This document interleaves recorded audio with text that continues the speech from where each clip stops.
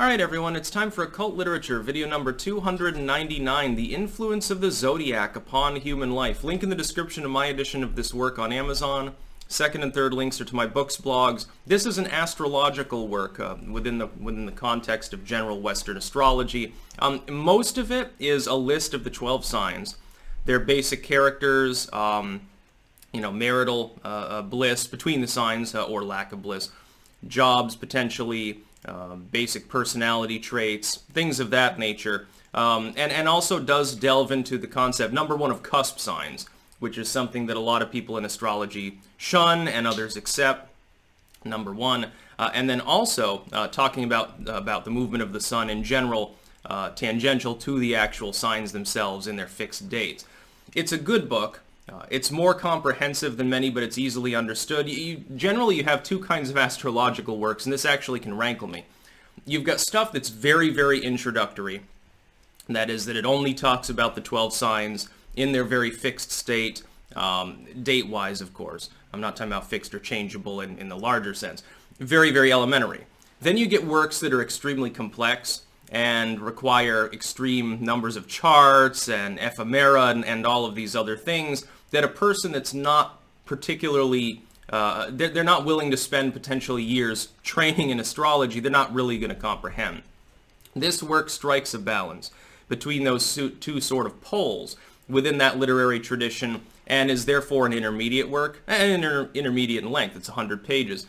Very good, very well written. And Eleanor Kirk actually did several other works at the time. I believe was actually a suffragette, which is funny, involved vaguely in the political arena.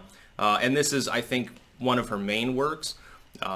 It's well made. And of course, some of the material in there, people can sort of take it or leave it. I am a casual believer in certain aspects of astrology based partially on my understanding of epigenetics. People born in a specific area during different times of the year, there can be a change in the expression of in their phenotypic expression based on what happened when their mother was pregnant. This is something that's not fully fleshed out and fully understood within science, but it is known to occur. It does seem, I've got to tell you, again, as a casual skeptic of many aspects of astrology, though, the basic meaning of the signs I have found to be overwhelmingly commonly correct in regards to explaining people's characteristics. So like whatever sign you are, in an Aquarius, a Scorpio, or whatever, there is a huge tendency for those signs' characters to actually describe that person. Now, part of this, I'm sure, is a self-fulfilling prophecy. Someone believes in it, they start emulating it.